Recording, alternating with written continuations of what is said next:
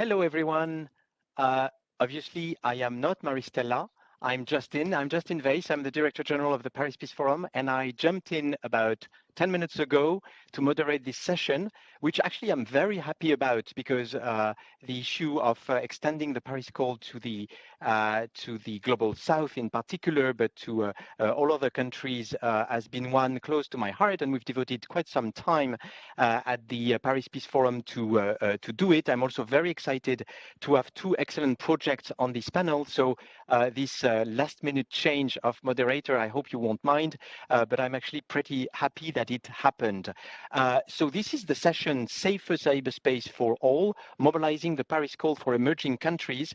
And, it's all the more exciting that we had very good news yesterday with both the US and the EU joining the Paris Call. But obviously the US and the EU, that was good news. But at the same time, they're all in the center of gravity of existing signatories of the Paris Call. We already have many countries, many companies and groups from the South, but not that many compared with the more than 1,200 signatories of the Paris Call for Trust and Security in Cyberspace. And we know very well that cybersecurity issues don't stop at the southern border of the North, if I can use these categories, which are sometimes a bit meaningless, but you see what we are talking about when we use them. And so obviously more than half of the users of digital tools are in the South, and they are no less immune to cyber attacks than the ones in the North, where the Paris Call originated are. And so that's why I'm quite happy with this this panel, and I will present the speakers in a minute. Let me just say that the Paris Call that we worked in the working group that we had in common with our Brazilian friends, in particular in Sao Paulo, worked towards expanding the Paris Call in emerging countries. And we reached some results, I think, even though we didn't go as far as we hoped we would go. And we are, of course, delighted to have made this progress. We still feel that we should go further. So let me introduce the speakers. And I realize with dread that since we lost Maristella and we also lost Gisèle Algoguet from Gabon, we are only men, and that's in 2021. That's against the rules, at least the rules of the Paris Peace Forum. It's called the Manel, but I hope that everyone who listens or listens to the replay, because many people are actually following after whether on YouTube or on the website of the forum, etc., will understand that they were actually, it was not completely balanced, but there were two women participating, and not, it was not meant to be a Manel, which once again is against our rules. So let me introduce the speakers. Chris, we met several times. I'm really happy to see you. Chris Painter, he's been really at the vanguard of this issue for several years as a prosecutor handling cybercrime cases, then worked at the US Department of Justice, at the NSC, at the White House, and then he was a pioneer. There are many other diplomats that now are dedicated to cyber, but he was the first one, and he, among other functions, serves now as president of the Global Forum on Cyber Expertise Foundation. Hi, Chris. Happy to be here. Good to see you. JeanLouis Perrier is now the director of the Africa Cybersecurity Resource Center for Financial Inclusion program. He's a computer science engineer and holds an MBA from HEC at Paris, with many years of experience for cybersecurity in Africa. Hi, Jean-Louis. Bonjour, Jean-Louis. Peter Vekser is Chief Digital Officer at Schneider Electric and a member of the Executive Committee of Schneider Electric since June 2020. He has served in many different positions in Airbus and most recently as COO of Siemens Product Life Cycle Management. He had many other positions at Siemens, where he started his career, and he's by education a student of physics as well as a PhD in computer sciences. So welcome to the three of you. I'm really delighted, and I should just to sort of wrap up my introduction, specify that we have two projects here among the speakers. You know that we have integrated. Paris Peace Forum always selected projects and presented them. This year we decided to integrate all of them in regular panels. This is one such panel, which of course gives us much more relationship to the ground and to reality. The African Union GFCE collaboration project aims at supporting AU member countries in addressing cybersecurity issues, and the Africa Cybersecurity Resource Center that JeanLouis is part of is the first regional and sectorial organization dedicated to that issue. So, without further ado, and I'm sorry if I've been a bit too long, let me do perhaps a first round of questions, which is something that has really bugged me for a long time. Are cybersecurity issues different in emerging countries than what they are in regular countries? And I'm sorry, I didn't mean to say that. Not regular countries, but developed countries or more advanced countries. Perhaps JeanLouis, we could start with you on this question. I'd be interested to know your view, and then we'll move to the others. JeanLouis. Yes, thank you for that question. And thank you. Good morning. Thank you again for asking that question.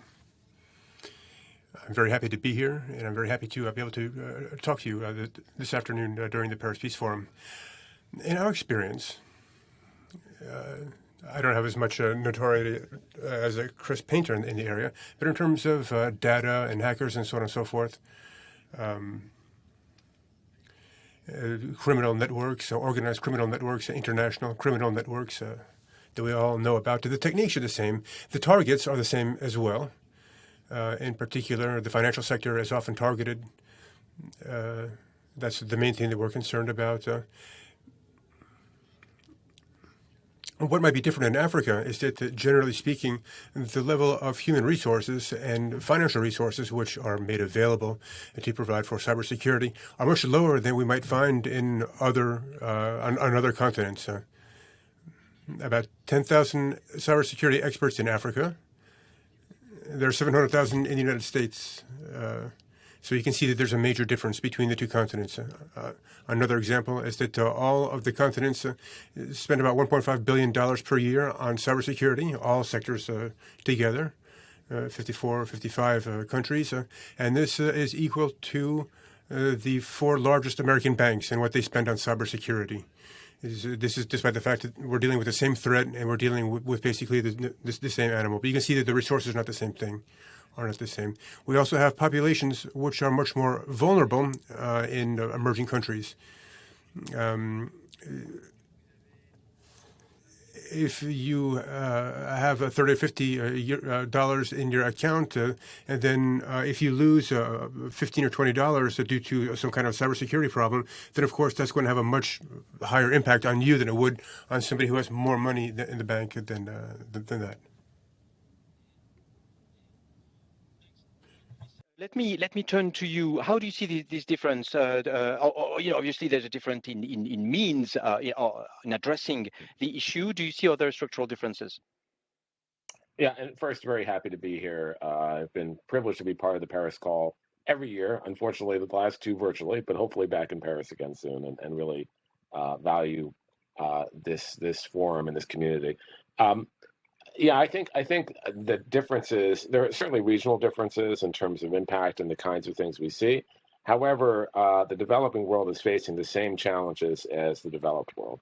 And indeed, for them, I think it's even more of an issue because as they try to build their economies, as they try to build really digital systems and digital economies, which I think is one of the pathways to progress in the future and resources in the future, I think they get hit particularly hard by this, and they don't have the resources because they're prioritizing, understandably, other issues right now. So what we've seen in terms of the project we're doing with the AU, with the GFCE, which I should mention is itself a multi-stakeholder community, 140 members and partners, including countries, private sector, civil society, and academia, organized to really help capacity building around the world. And one of our priorities has been Africa because the need is so great.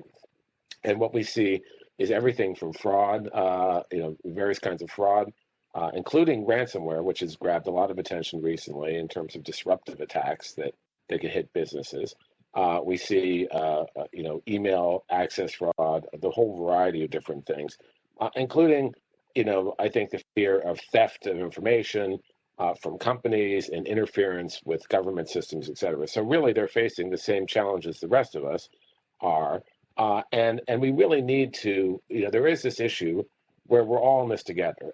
Because cyber crime, because cyber threats are international, every country is affected.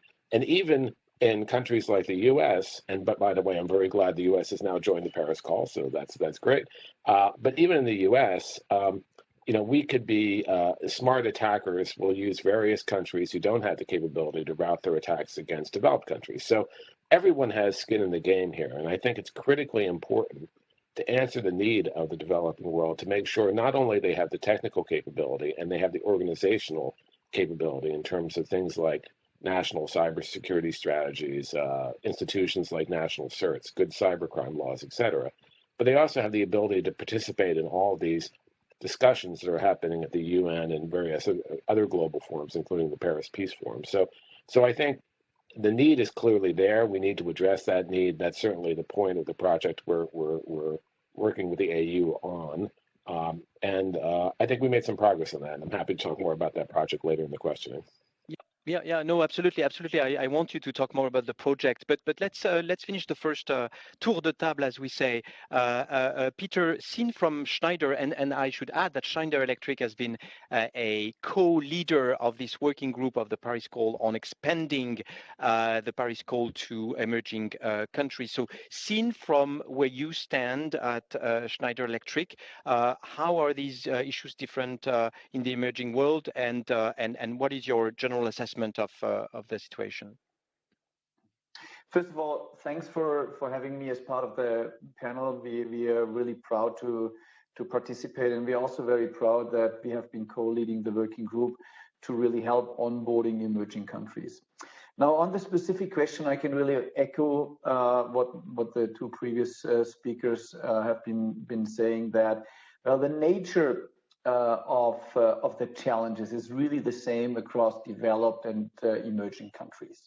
So the challenge that emerging countries have on top is that they have less of an ability to respond to the challenges. While the threat vectors are the same, most of the developed countries and companies, as well as nation states, have really developed the ability to protect their systems appropriately, and in case if they have to, also have an emergency response.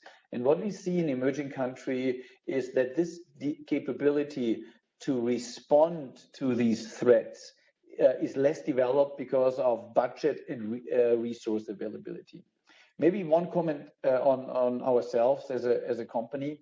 We are, of course, serving with our products, in many cases, critical infrastructure. And the cyber standards that we have introduced into our products, of course, do not vary from region to region, but whenever we provide products into a developed country or an emerging country, we certainly set the same level of standards for ourselves for the products that we provide. Very, very interesting. So let's perhaps jump right in the project. Jean-Louis, would you tell us more about your project, which let me give you the full name here, which is the Africa Cybersecurity Resource Center. Could you tell us more about it, what it means to achieve, how it works, how it can have an impact?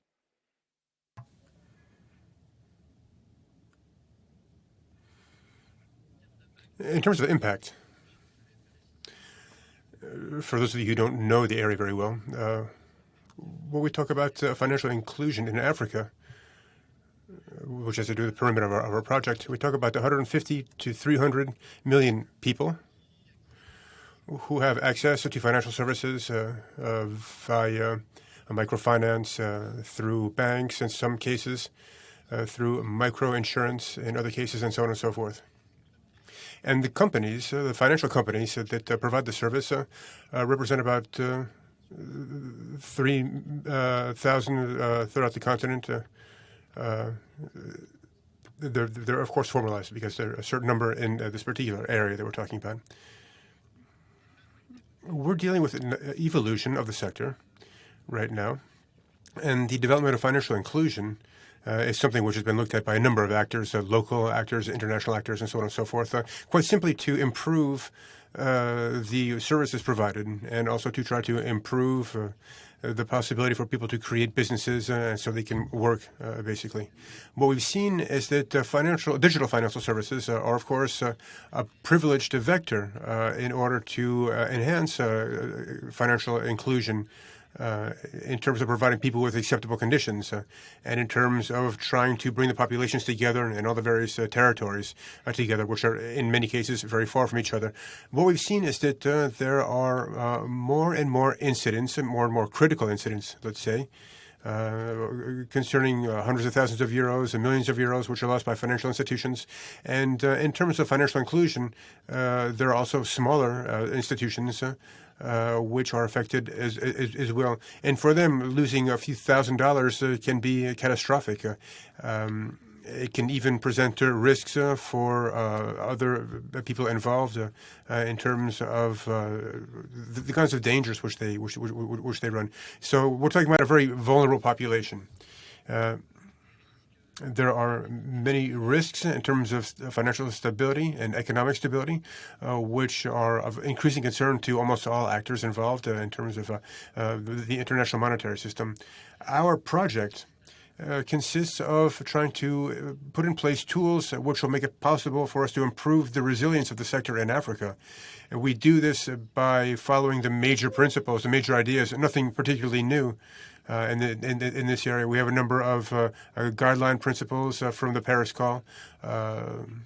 We also we're dealing with the critical activity, the financial sector. We talk about collaboration between the public and private sectors. We talk about trying to disseminate information, coordinated information, reliable information throughout the sector. We also try to build capacity, and we also try to have a multi-actor approach. People who work in this kind of inclusion come from a number of different backgrounds. We try to include them all as much as possible. Very interesting. Turning to you, Chris, tell us more. You started doing it a bit, but could you get in more detail on the AUGFCE collaboration project, how it works and what the impact, what is the impact you're trying to get? So for years, I think we the GFC is a global organization, but it also acts regionally, which is important. And Africa has always, I think, demonstrated a real need, as I mentioned earlier, for capacity building in a lot of different ways to deal with everything from policy and structure through to expertise and training. And unfortunately, I think that the amount of resources being devoted to it has not met the need. And the organization of those resources is often overlapping and not coordinated. So the African Union project, GFC African Union project, I should mention the last physical meeting that we had before the pandemic was in Addis Ababa, the African Union headquarters, our GFC annual meeting. So we care very much about this area. But the project we have is meant to do a couple of different things. First, to conduct an analysis and assessment of the priority cyber capacity building needs of all the AU member states. And we've actually produced a draft report on this. And the reason that's so important is that capacity building has to be more demand driven than just supply driven. I've had conversations with countries where they say, we get lots of different offers, but it's not necessarily the things we need. Here are the other things we need. So we need to make sure that we're actually answering the call of what countries need to help them. We can certainly suggest the things that they might need in terms of strategies and other issues, but I think we have to be responsive to the needs of the community. So that's part one. And I think that will have a big impact on framing how we do capacity building in the region. The second is, too often capacity building efforts come in and go away, and they don't leave a lasting impact, to your point. So we want to make sure that we sustain the activity that we're trying to generate in Africa. And part of that is creating an Africa cyber experts community. And that really entails bringing lots of different entities and folks together. So the community will consist of relevant ICT experts from the participating AU member states. And together with other African expert communities, because the idea is really to coordinate and bring this together, such as the AU Cybersecurity group, the AUGFCE, we can bring all those folks together and have sustained progress, so it's not just a one-off, that we have sustained progress. And the third point of this is to create knowledge modules that can be used by African countries. And we have worked, this will enable AU member states to better understand and address the cybersecurity capacity building challenges. So our project has engaged the Diplo Foundation to help lead the design of these modules and help deploy them with us.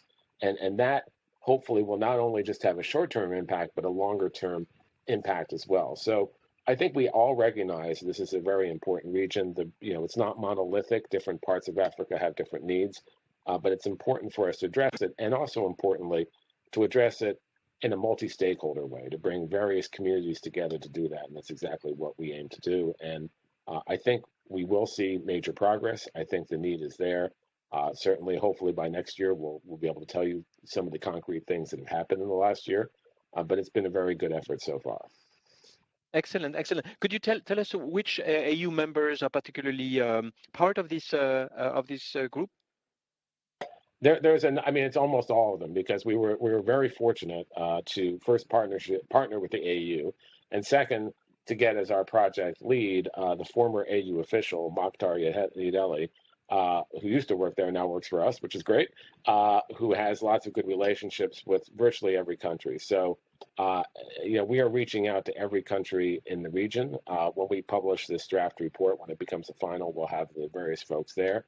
But the point is to be inclusive, to make sure we have as many countries and stakeholders involved, because that's going to make it more effective. And I'm very grateful, certainly, to the Gates Foundation for helping us fund this, to the AU for partnering with us, to Microsoft for helping fund some of the personnel. So I view this as a sustained long-term effort, but we've been welcomed. This has not been one where I think it's been a problem getting access or getting traction, because I think people understand not that this is important, but we have to make this a more regularized, sustainable, and rational way of doing this with the variety of countries and stakeholders there. Yeah, to mainstream it, as the lingo, as the jargon Yes. goes. I use that term often. Before getting back to Peter, a quick question to Jean-Louis on the RCRC program. Are there particular regions that you're focusing on, or are you Pan-African in your scope?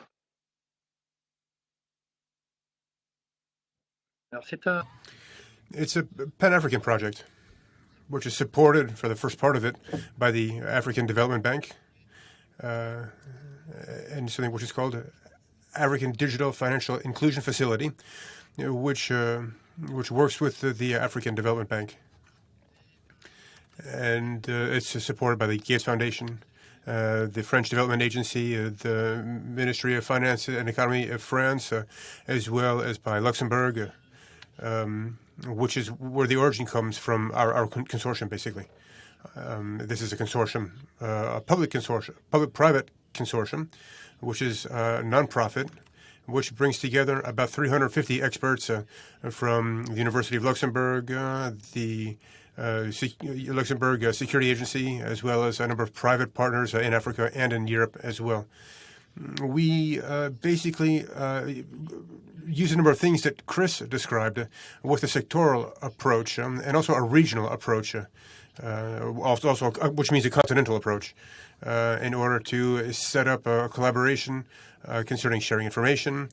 And another very important thing is sharing good practices. We try to really be very pragmatic in terms of the way that we deal with things on the ground.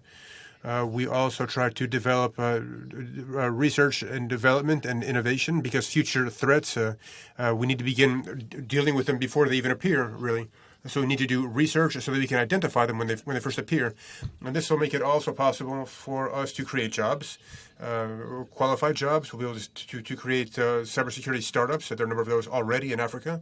It can also be something which might exist in digital financial services. There's a few examples of capacity building. And also the idea of sustainability is very important. We need to have things which are going to be able to withstand the test of time, as Chris said. And we also need to have an organization in Africa which is going to be broken down over the Western French-speaking part of Africa, Eastern Africa, which is English-speaking, and the other African regions as well. We want to do this to have partnerships or to be able to have activities which we can carry out throughout Africa from north to the south. And so we're developing a way for us to intervene at the local level, for us to share information at the local level, for us to provide responses to incidents and so on and so forth. So we're coming up with something which will make it possible for us to provide the financial sector with training and also with very practical services which they will be able to use in order to improve their situation. I'm not going to go into the details, but they're very well-rounded. If you wish, I can say that at one point we hope to have about 110 collaborators working throughout the African continent, which will give us a major operational striking force. I think it'll be a very clear advantage for us. Let me now turn to Peter. Peter, Schneider Electric obviously is present in many countries of the world. I always was interested, since here at the Paris Peace Forum our angle is really political. That is to say, how do we put in place the norms, the good practices, let's say the best examples, etc., that we can in order to foster cybersecurity. But I'm always wondering. Since you're operating in so many countries, you must have very different contexts, national contexts, right? Some countries have very strict laws, others have very lax regulation or no regulation at all. Is that a challenge? How do you, let's say, harmonize the degree of protection in your own facilities and supply chain throughout the countries? And is that a particular challenge, especially when you're dealing with countries who don't have a long experience in dealing with cybersecurity? Very good question. And actually, there's a lot of activities and things happening around the globe when it comes to norms, standards, and national regulations. Let me start answering that question first, that we are following actually a lot of global standards and regulations. So we are fully aligned with the NIST framework and many other globally defined standards. The way we look at cyber at Schneider is really with a risk-based approach. When we look at our product portfolio, also how we introduce our products into the ecosystem of our customers, and also the way how we protect our own facilities, our factories, our buildings, our supply chain. It's really a risk-based approach where we have identified really the assets that we need to protect, and then we're going through this risk-based approach to identify the potential risks and then work on the necessary mitigation measures. And this is a well-established approach in Schneider. This is also where we measure our progress very continuously, and where we are investing significant efforts to really provide to our own facilities as well as to our customers' facilities the state-of-the-art, the best state-of-the-art protection. Now, let me switch into the other part of your question. We are seeing globally more and more national standards evolving when it comes to cybersecurity and particularly also to data protection. And these national standards in more and more require more localized solutions. So China is having very clear regulations about data protection, data residency, and data governance in China, which requires us to take certain measures. We have the same in North America. We will see more and more countries coming up with clear expectations, how not only we as Schneider, but all other companies also, how we deal with cybersecurity and how we particularly deal with data governance requirements. Fascinating. Clock is actually ticking, and I thought I would usefully take a few questions from the audience, and I have one which is about the Paris Call in general, not so specific to developing countries, but do you have a hope that the UN will be able to achieve some kind of treaty? I'm reading from the question, some kind of treaty on cybersecurity, or will we have to rely on soft law instruments like the Paris Call? Chris, do you want to start with that, perhaps? Any hope on the UN side? What's your view? So I actually don't think that that's a productive way forward. I don't think, at least in the next 10 years, there's any likelihood we're going to get a binding treaty in the UN. And unfortunately, even when we do have binding treaties, we see nation states violate them all the time. So I think it's important for us first to get to take the outcome of the two UN processes, the open-ended working group and the group of governmental experts, that talked a lot about capacity building, talked a lot about norms of behavior, rules of the road, if you will, international law, and take those forward and make sure that countries, including the developing countries, embrace those standards. And one of the great things about the UN process recently was all the countries were involved, and including many countries in Africa and the developing world. So that's important, and affirming those norms. And then second, we have to make sure that there is accountability when states or even non-states, when we're talking about criminal activity, violate them. So I think that's the way forward for at least the foreseeable future. There are challenges with the treaty. There are some countries, or repressive countries, who want a treaty that impinges on human rights or dissent or other issues. Obviously, we can't agree to that. So in the short and medium term, I think the more productive way forward is getting more understanding of these issues, more buy-in of what we have, and more accountability for actors who violate the rules.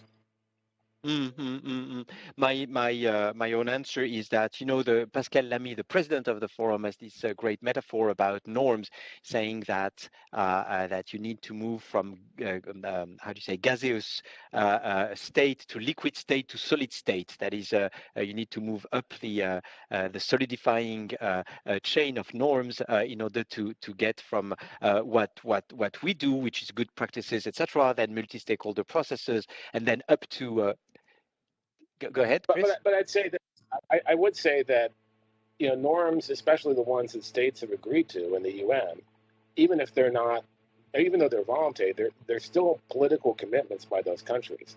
Which means if those countries violate those norms, I think it's perfectly appropriate for the other countries in the world to hold them accountable. So they're not, they're not simply there and not meaningful. I think they're meaningful in and of themselves, and I think we need to give more weight to them. Yeah, true. So moving to another question, perhaps for you, Peter, why focus on Africa only? That's another question I have. So, obviously we didn't want to focus this panel on Africa only, and but I thought I would direct it to you, because the question would be, how do you see differences? I'm sort of reinterpreting the question. Do you see differences among continents, since you're operating really worldwide at Schneider Electric, and are there specific issues in some continents, or is that division by continents not really relevant? So I think we mentioned Africa a couple of times in some of the responses, but for me, it's not only Africa. It's really Latin America, parts of Asia, which really have a very similar set of challenges. So I would clearly say the emerging countries have a very similar set of challenges, and we talked about that in the previous questions, that this is very much about this ability to respond, the expertise, the number of resources that these countries and the companies in these countries can put on their own cyber protection. And so for us at Schneider, we really don't make a difference between the emerging countries here. And also the numbers that we see don't tell us that there's a lot of difference. For example, in Africa, as well in Latin America, we are seeing north of 70% of the population using mobile phones. This number continues to grow. So the population is connected in these countries, and this number of connectivity is continuing to grow. And we need to make all the necessary efforts to make the infrastructure available. And infrastructure is not only digital infrastructure, but it's also the electrical infrastructure. Really give everybody on the planet who doesn't have access to electricity today, give them access to electricity, and also give them access to digital, which is really stable networks. And that certainly requires investments. That also requires that we apply the same standards for this globally. And we are doing this at Schneider. Yeah. Jean-Louis, one question for you. Before the adoption of norms, before the Paris Call, etc., there's the issue of awareness and having people conscious of the issue. How, in your experience, working with actors of financial instruments and in favor of financial inclusion in Africa, how aware are the actors, and isn't the first job to make them aware of it before they can actually act, devote resources, mitigation strategies, etc. to it? Or do you think the awareness is already at a good stage?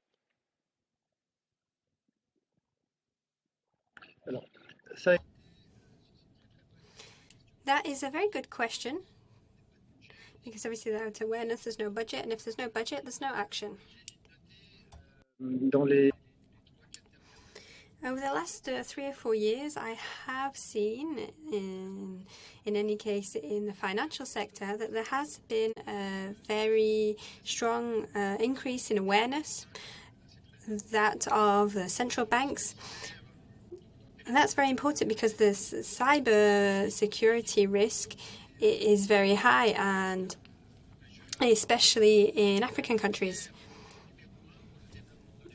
And that's the main barrier to the development of financial inclusion.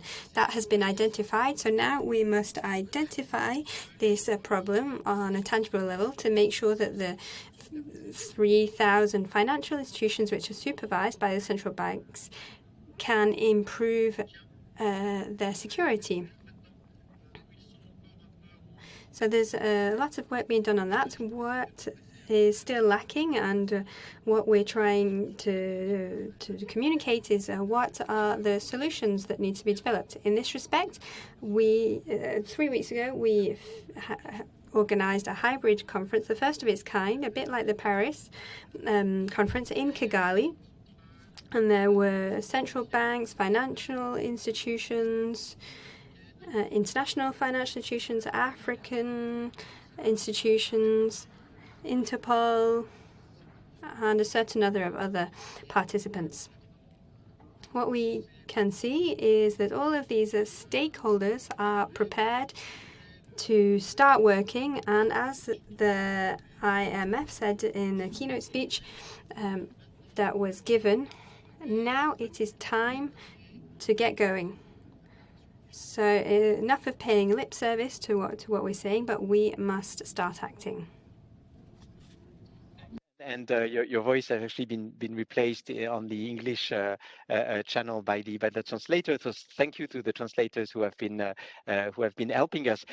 Chris, reverting to you, we still have some time because we had, as I may recall, unfortunately one panelist dropping out, and so I'm using that time to perhaps go a bit further in thinking about these things. Do you think that perhaps the difference in cybersecurity among countries, given legislations, national strategies, etc., and the fact that, of course, it poses a risk to others, can be somehow compared with the situation we have on vaccines? That is to say, we know that we must fight vaccines altogether, because otherwise, if some areas of the world are not vaccinated, we'll have new variants like the Delta variant, etc. So, coming back to haunt us, and that's what we've seen for vaccines. Is it the same for cybersecurity? That is to say, we know that this doesn't know borders, but do we have to tackle everywhere in order to tackle it in one place?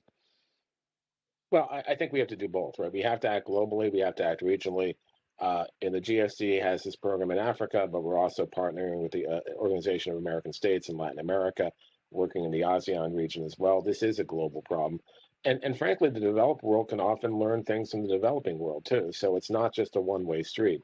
But yes, I do think that cyber capacity building, having things like national strategies, national level certs, ability to cooperate internationally, is foundational to us both addressing the threats. So that's the vaccine argument, but also achieving all the good things we want to achieve in cyberspace, the financial rewards that countries and individuals can get, the societal awards about greater connectivity.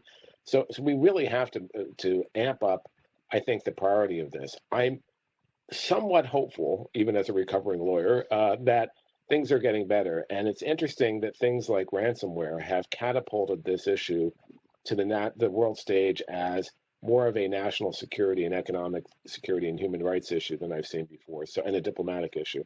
So I think if we can have sustained attention to this issue, understanding that it's not just about us as developed countries or the North versus the South, but every country needs help in this, and that's what's going to make us more secure as a world instead of just individually.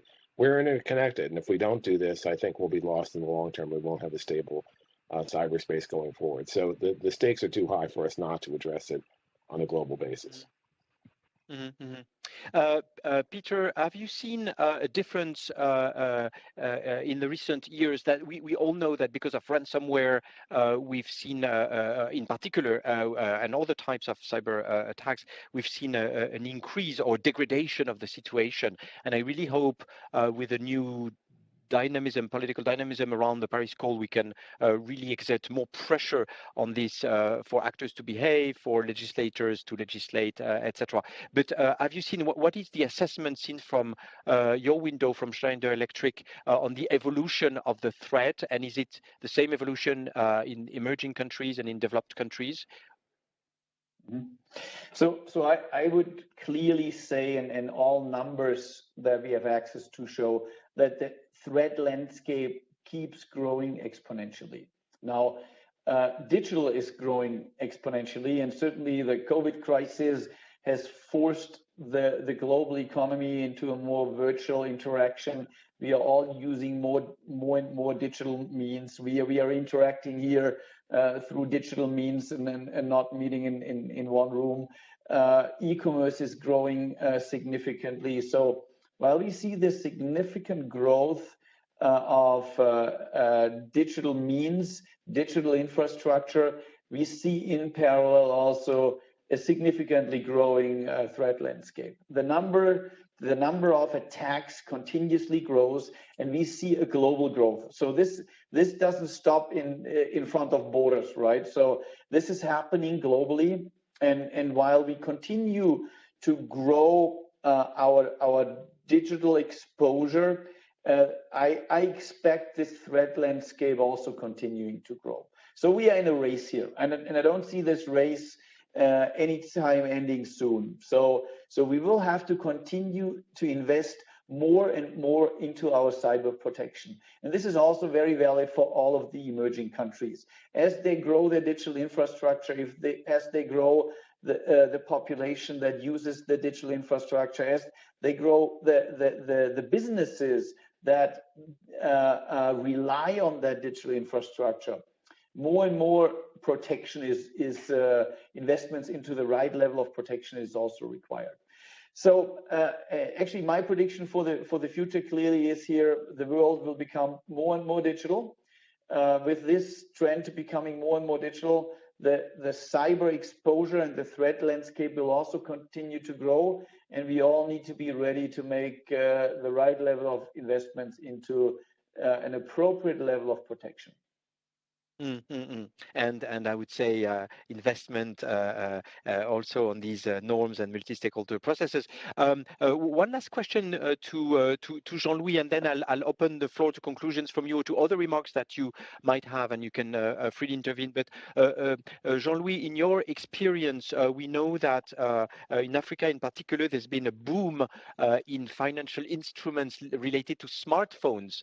That smartphones have been a key to enabling people to get access to financial tools, etc. Are there specific threats on smartphones, cybersecurity threat that do not exist on other tools, or is it a sort of unspecified threat that you're mobilizing against with the project and your other initiatives? Oui, alors, Yes, well, attack on terminals depends on the means used. It might not lead to the end of activity of a financial institution, and as I was saying in the introduction, to the loss of client deposits, which would be the most worrying. With old technology that was used widely in financial services applications, OSSD, which was a protocol that was not designed to carry out financial transactions, so it is not secured. There were threats already. Threats have changed now with the use of smartphones. But with smartphones, we go back to the kind of threats that we're familiar with. And I would like to make a point on investment. From what we have seen in Africa, and the development of human capital is very important, is very significant. There's a figure that I am not entirely sure of, that's why I'm mentioning it, and that is how much training is there available in Africa on cybersecurity. I don't think there's any kind of training in at least 35 or 40 countries. So some of the work that we're carrying out is to help universities to create these specialized courses, which will, in the long term, enable these countries to carry out research, have PhD students who will also have an impact on education. As such, this that contributes to the situation and also create a snowball effect, which is necessary to increase the number of experts, because we can add standards, rules, regulations, tools, etc. But if there aren't any experts to make them work properly, then it won't help the situation much. As such, I'd like to call on the community to support these activities, to support education and specialized higher education. But then education obviously is key. So we have a few minutes left, and I thought, and that's something that I will certainly change for next year. I don't know what's the situation for you, but I don't see the three of you constantly like in a Zoom feature. So I don't know if when someone wants to intervene or has an idea, so it sort of deprives us of a bit of interactivity. So I thought I would keep the three of you on screen and ask Chris, Peter in particular, do you have any other remarks or things that you'd like to mention that I have not touched upon? Since we have a few minutes left, the floor is yours if you have thoughts that you want to communicate. Great. Maybe I'll start. Thanks very much for this opportunity. I do think we're at an inflection point now where we can't afford to treat these issues as sort of boutique technical issues anymore. This has to be a mainstream issue, to go back to the point that you and I made early in the conversation. we really have to mainstream this as a national security, economic, and diplomatic priority. We have to think about this at a higher level. The Paris Call is helpful to raise that awareness, I think. What just came out of the UN is very helpful in terms of language saying this is important. But we need to embrace this at a political level. We need to embrace it at a technical level. We need to bring these communities together. And if we don't do that, I think it's going to cause long-term problems. So that's why, ultimately, I think capacity building is the foundation for all of this. Ultimately, the work of my organization and other organizations around the world is so critical, but we need to prioritize that and prioritize our work in Africa, our work in other regions.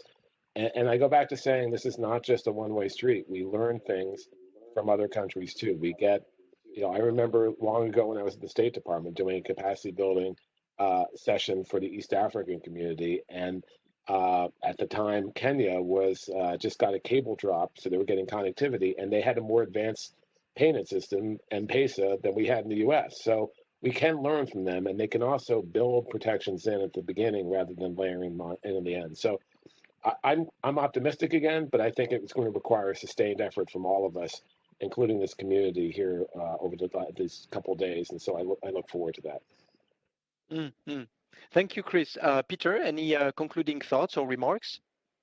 Yeah, I would fully agree here with Chris. And what I would like to add to this is that trust is one of the currencies of our more and more digital world.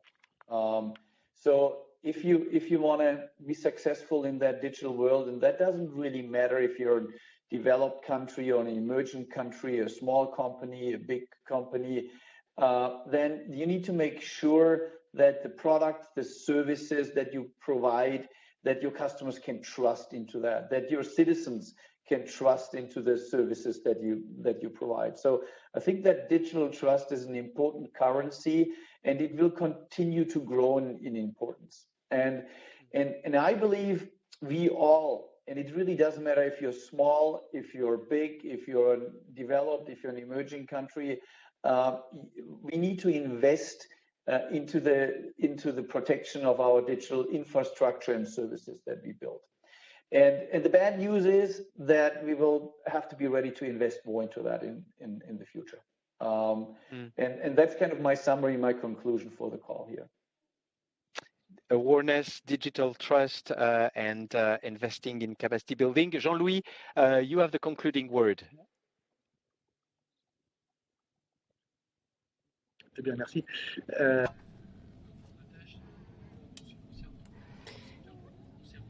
When it comes to the sectors concerned, so the finance sector for Africa, I think that we now agree on the diagnosis. We must have a more intelligent approach, which isn't just based on technology or norms or regulations.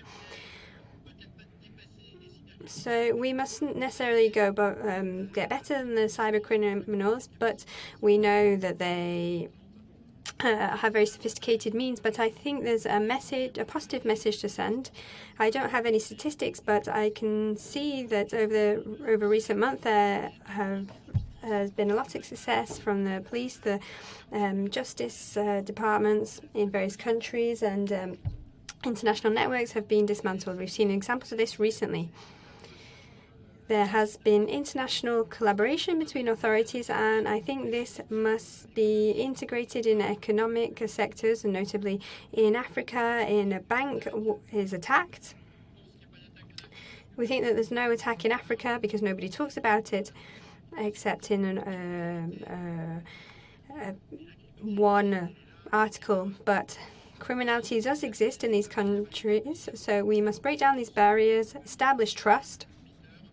And as Peter was saying, in order to talk about the problems, we have the solutions, but we must implement them on a tangible level on the continent. The fact that the authorities are calling us to collaborate with the private sector is very encouraging, because we will see a lot more success in this respect. Thank you very much. Thank you, Jean-Louis. Thank you, Peter. Thank you, Chris. In spite of all the surprises of this panel and unfortunately the absence of Giselle and Maristella, I think we had a really very interesting discussion. We'll continue the efforts around the Paris Call to expand it to new horizons and communities and countries that are not part of it yet, and we'll make it universal. We hope. In the meantime, I want to really thank the three of you for the two excellent projects that are presented this year, for your participation, Peter and Schneider's and Electric's participation in the Paris Call. And I wish to all of you a very good day and a very good end of this fourth edition of the Paris Peace Forum. Bye.